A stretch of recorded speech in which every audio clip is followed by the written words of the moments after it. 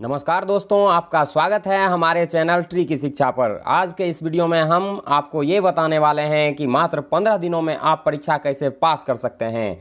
अगर आप 15 दिनों में स्मार्ट तरीके से मेहनत कर लेते हैं तो निश्चित रूप से आप परीक्षा पास कर जाइएगा। मैं भी पिछले वर्ष मात्र 15 दिन बिहार पुलिस के लिए पढ़ा और मेरा भी रिजल्ट हो गया था। उससे पहले भी मैं दरोगा की तैयारी किया था, लेकिन जब दरोगा का एग्ज़ाम नज़दीक आया तो 15 दिन की जो रणनीति थी मेरी, मैं आपको इस वीडियो में बताने वाला हूँ। तो चलिए दोस्तों, हम इस वीडियो को शुरू करते हैं। तो इस वीडियो में मैं आपको सबसे पहले बताने वाला हूं कि बिहार पुलिस का सिलेबस क्या है, सिलेबस में कहां कहां से क्या प्रश्न पूछे जाते हैं और क्या आपको इस कम समय में पढ़ना है। मैं वही टॉपिक आपको बताने वाला हूं जिस टॉपिक में अधिक से अधिक प्रश्न पूछे जाते हैं। तो चलिए दोस्तों, देखते हैं एनालिसिस कितने प्रश्न कहां से आते हैं। सबसे पहले हम लोग इस वीडियो में देखेंगे कि कितने प्रश्न कहां से आते हैं। तो सिलेबस आपका है Hindi, English, math, science, GK, विविध, बिहार स्पेशल और करेंट अफेयर्स। तो हिंदी से लगभग 10 प्रश्न पूछे जाते हैं और इंग्लिश से भी 7 से 8 प्रश्न पूछे जाते हैं। मैथ से भी 10 प्रश्न पूछे जाते हैं और साइंस और जीके, ये आपका मेन है। साइंस और जीके जो आपके रिजल्ट में अहम भूमिका निभाती है। इसके साथ साथ 2-4 प्रश्न बिहार स्पेशल से भी देखने को मिलते हैं और 2-4 प्रश्न करेंट अफेयर से भी। तो सबसे पहले हम लोग देखते हैं इस वीडियो में कि 2010 में, 2012 में और 2014 में और 2017 में और 2020 के परीक्षा में कहां कहां से कौन कौन सा प्रश्न पूछा गया। हम लोग उसी चैप्टर के अनुसार पिछले साल के पूछे गए प्रश्नों के हिसाब से मैं आपको बताने वाला हूं कि किस चैप्टर से आप प्रश्न अधिक से अधिक पूछे जाएंगे। तो चलिए दोस्तों, देखते हैं 2010 में मैथ से कितने क्वेश्चन पूछे गए थे, 10। 2017 में भी 10, 2020 में भी 10 और 12 और 14 में लगभग 2010 के जैसा ही था।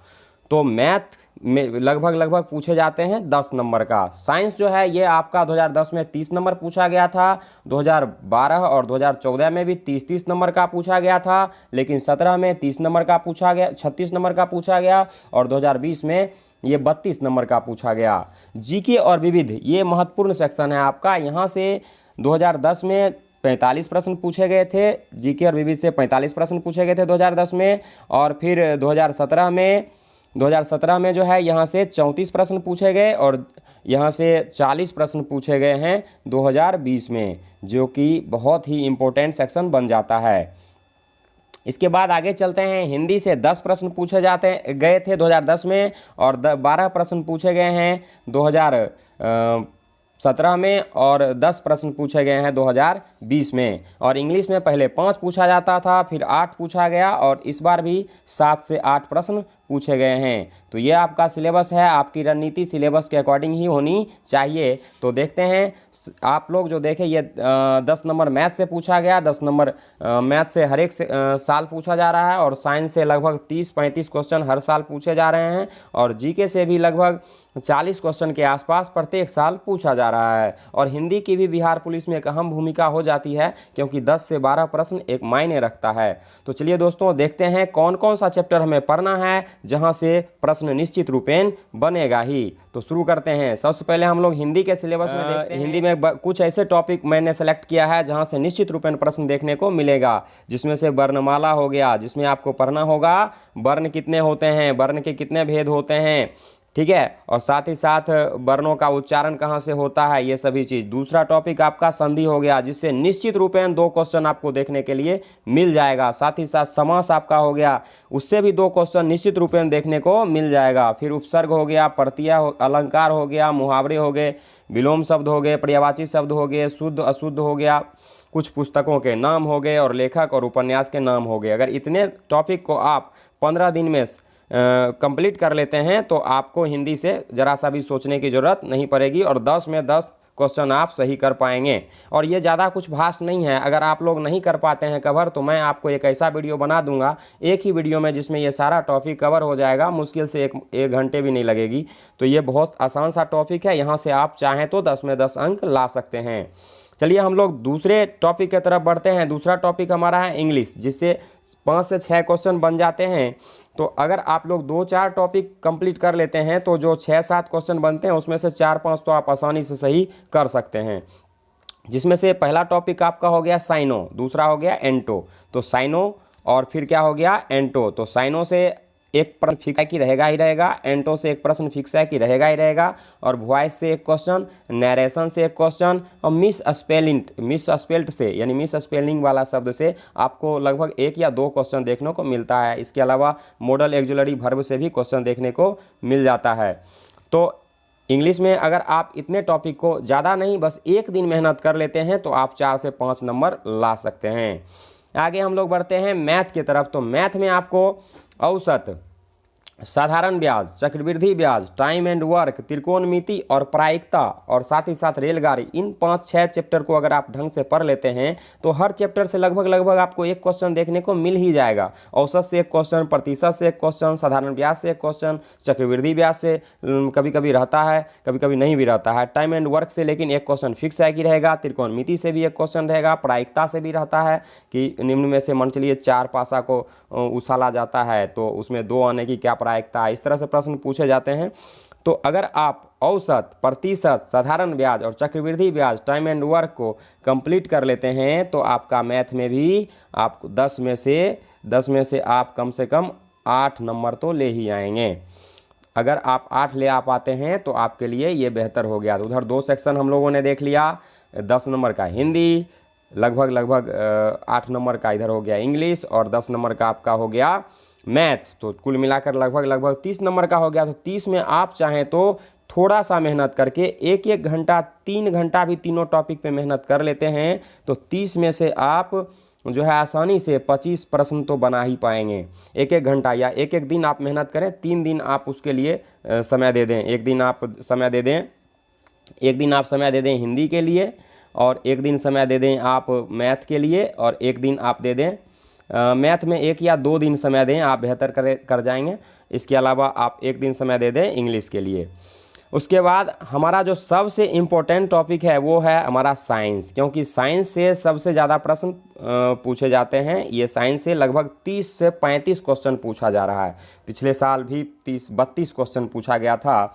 तो अगर आप लोगों में जिनका भी साइंस बेहतर है, जो लोग 11th-12th में साइंस पढ़े थे, वो लोग आसानी से 30 में से 25 प्लस तो कर ही लेंगे। लेकिन जिनका भी कमज़ोर है उनको घबराने की बिल्कुल भी ज़रूरत नहीं है। मैं वो चैप्टर आपको बताने वाला हूँ जिस चैप्टर से 100% सवाल रहता ही है। अगर आप एक बार इस चैप्टर को रिवाइज कर लीजिएगा तो निश्चित रूपेण आपको इस चैप्टर से जो प्रश्न पूछे जाएंगे वो आप आसानी से बना पाइएगा। तो इसमें आपका पहला चैप्टर है मात्रक। मात्रक से एक प्रश्न 100% गारंटी है पूछा जाएगा। फिर आपका हो गया बल, फिर हो गया प्रकाश, फिर हो गया गुरुत्वाकर्षण, फिर हो गया विद्युत धारा और फिर ध्वनि तरंग। यहाँ से निश्चित रूपेण प्रश्न बनते हैं। अगर आप लोग इस 6-7 चैप्टर को देख लेते हैं, 6-7 नंबर जो साइंस फिजिक्स से पूछा जाएगा ये आपका निश्चित रूपेण हो जाएगा। चलिए आगे बढ़ते हैं केमिस्ट्री की तरफ। तो केमिस्ट्री से भी 7-8 क्वेश्चन पूछा जाता है। तो केमिस्ट्री में जो 7-8 प्रश्न पूछे जाते हैं, ये भी जो 7-8 टॉपिक से पूछा जाता है, निश्चित रूपेण 5-6 क्वेश्चन इन टॉपिकों से वो मैं आपको बता दे रहा हूँ, जिसमें आप ये पदार्थ चैप्टर को पढ़ लीजिएगा। उसके अलावा आप गैस की अवस्था को पढ़ लीजिएगा, और इसके अलावा आप जो है कार्बन, यौगिक, धातु, अधातु, ऑक्सीकरण, अवकरण, अगर इतना टॉपिक अगर आप पढ़ लेते हैं तो निश्चित रूपेण आपका 6-7 क्वेश्चन इससे बन जाएगा। इसके अलावा साइंस में सबसे महत्वपूर्ण टॉपिक जो है आपका वो बायोलॉजी है, क्योंकि आजकल कंपटीशन परीक्षाओं में जो है बायोलॉजी से अधिक प्रश्न पूछे जा रहे हैं, जिसमें से आपका सबसे महत्वपूर्ण टॉपिक सबसे पहले हो जाता है कोशिका, क्योंकि किसी भी जीवों का शरीर जो है वह कोशिका से ही बना होता है। तो सबसे पहला चैप्टर आपका हो गया कोशिका। कोशिका आप निश्चित रूपेण ढंग से पढ़ लीजिएगा। एनसीईआरटी के बुक में अगर आप पढ़ लेते हैं तो बेहतर रूप से सॉल्व हो जाएगा। अगर एनसीईआरटी बुक आपके पास नहीं है तो कोशिश करें कि लुसेंट में जो साइंस दिया गया है कम से कम उसको ढंग से पढ़ लें। इसके अलावा आनुवांशिकता चैप्टर से, जिसमें मेंडल के नियम, ठीक है, कुछ पुस्तकों के नाम वगैरह वगैरह आप याद रखेंगे, ठीक है, लिंग निर्धारण। उसके अलावा मानव शरीर तंत्र से प्रश्न पूछा जाता है, एवं रोग एवं कारक से, यहाँ से एक प्रश्न निश्चित ही देखने को मिलता है। विटामिन से और खनिज से भी प्रश्न देखने को मिलता है। जीवों के वर्गीकरण से एक प्रश्न देखने को मिल जाता है। रक्त परिसंचरण तंत्र से प्रश्न निश्चित रूप में देखने को मिलता है। अंतःस्रावी ग्रंथियां जो होती हैं उससे और तथा उससे जो हार्मोन निस्रावित होते हैं उसका क्या नाम होता है, उसके क्या कार्य होते हैं, उससे प्रश्न देखने को मिलता है। अगर आप इतने टॉपिक को सही तरीके से पढ़ लेते हैं, आप लुसेंट में भी पढ़ लेते हैं या कोई भी जो भी पुस्तक है आपके पास उस पुस्तक में से ढूंढ करके इस चैप्टर को पढ़ लेते हैं तो निश्चित रूपेण आपका 10 से क्वेश्चन सही हो जाएगा, क्योंकि बायोलॉजी से 12 से 13 क्वेश्चन पूछे जाते हैं। चलिए हम लोग अब बढ़ते हैं मेन सेक्शन जो हमारा है जी के आर्ट के तरफ। तो आर्ट में जो है 4-5 सब्जेक्ट है जिससे प्रश्न पूछे जाते हैं, जिसमें आपका हिस्ट्री हो गया, ज्योग्राफी हो गया, पॉलिटिकल साइंस हो गया, इकोनॉमिक्स हो गया। ये थोड़ा बड़ा सा टॉपिक है दोस्तों, इसलिए मैं कहूँगा कि आप अभी कम समय में अधिक समय आप साइंस पे दें, क्योंकि साइंस में बहुत कम चैप्टर पढ़कर आप अधिक नंबर ला सकते हैं। और साथ ही साथ जिन लोगों का अगर ये चैप्टर भी बेहतर है तो वो एक बार रिवाइज कर सकते हैं। इतिहास में मैं उन्हीं चैप्टरों का नाम यहाँ पे लिखा हूँ जिन चैप्टर से पिछले 2-3 परीक्षाओं से प्रश्न पूछे जा रहे हैं और आगे भी इससे पूछे निश्चित रूपेण जाएंगे।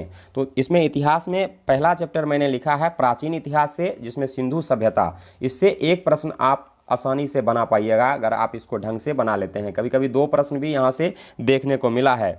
बौद्ध धर्म से भी एक प्रश्न निश्चित है कि मिलेगा, जैन धर्म से भी, मगध के उत्कर्ष से और साथ ही साथ मौर्य वंश से, दिल्ली सल्तनत से। आप ये दिल्ली सल्तनत से हो गया आपका प्राचीन मध्यकालीन भारत। तो मध्यकालीन भारत से भी आपको 2-3 प्रश्न देखने को मिलता है, जिसमें दिल्ली सल्तनत हो गया, मुगल काल हो गया, प्रमुख आंदोलन हो गए, ठीक है।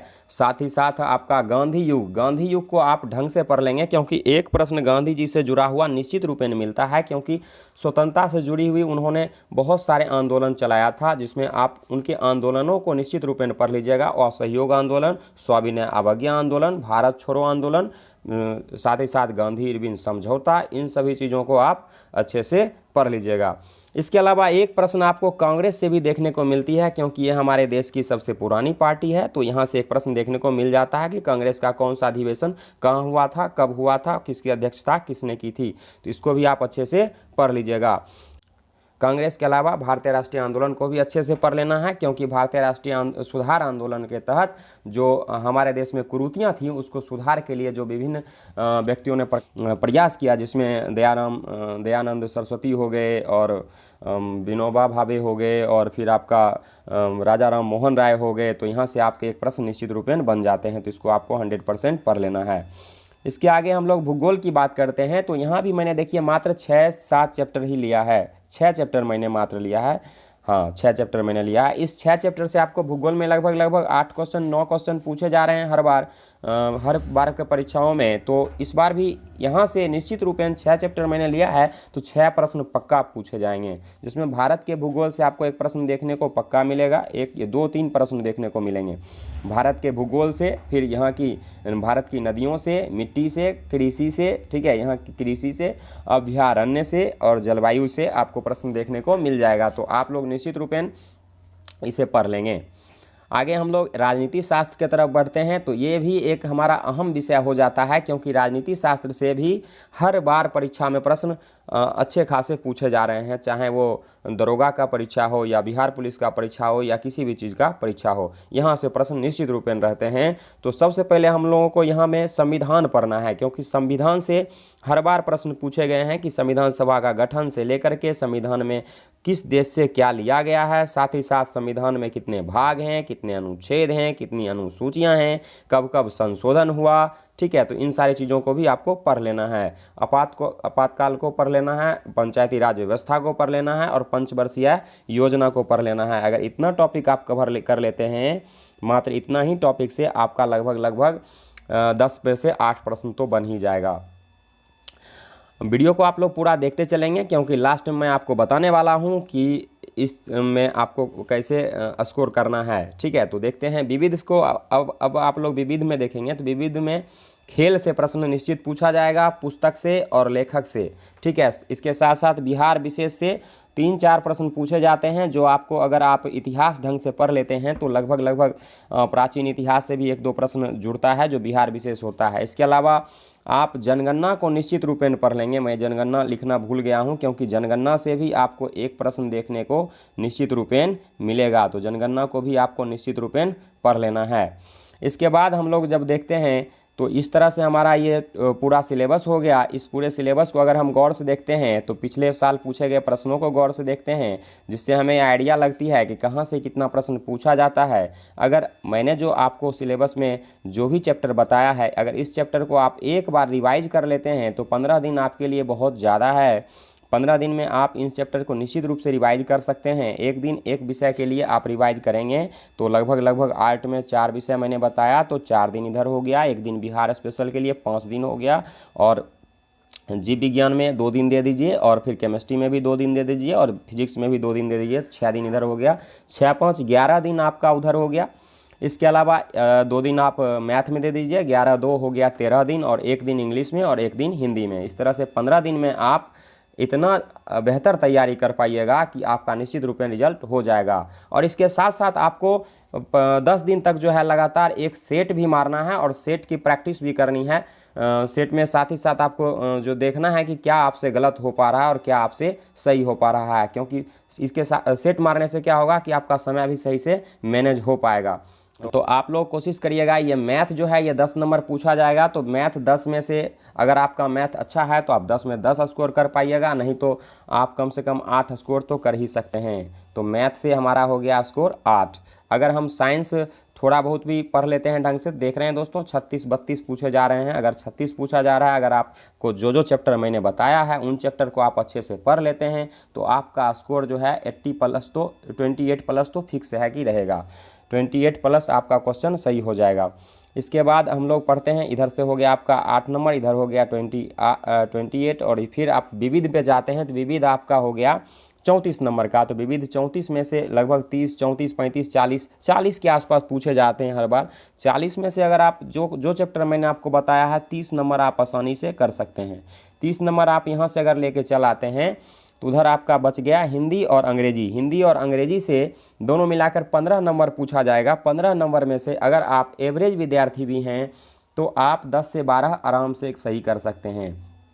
अगर आप 12 नंबर सही कर पाते हैं, क्योंकि हिंदी मैं बताने वाला हूं, एक वीडियो बना दूंगा जिससे सारे प्रश्न आपको उसी से हो जाएंगे। हिंदी के लिए ज़्यादा कुछ सोचना नहीं है आपको। तो इस तरह से अगर हम जोड़ते हैं इसको तो आपका हो गया 28 और 12 इधर हो गया 40, 30 हो गया 70, 8 78 नंबर, लगभग आपका 78 मार्क्स हो जाता है, और ये रिजल्ट के लिए काफ़ी है। अगर आप 78 मार्क्स ले आते हैं तो आपका 100% रिजल्ट होगा। ये मैं 100% आपको बता रहा हूँ, चाहे कितना भी क्वेश्चन वायरल हो जाए, कितना भी क्वेश्चन आउट हो जाए, अगर आप 78 नंबर ले आते हैं तो आपका 100% रिजल्ट हो जाएगा। क्योंकि पिछले बार भी क्वेश्चन वायरल हुआ था, लेकिन मैंने पिछले बार 70 के आसपास सही किया था और मेरा रिजल्ट हुआ था। तो उम्मीद करते हैं आपको इस वीडियो से ज़रूर मदद मिली होगी। अगर आपको ये वीडियो पसंद आया है तो अपने दोस्तों के पास शेयर ज़रूर करें, और इतनी अच्छी जानकारी मैंने आपको दी है तो अब मैं आपसे एक लाइक मांग ही सकता हूं। तो आप मेरे वीडियो को लाइक कर दें और अपने दोस्तों के पास इस वीडियो को शेयर कर दें। तो मिलते हैं नए वीडियो में। धन्यवाद दोस्तों।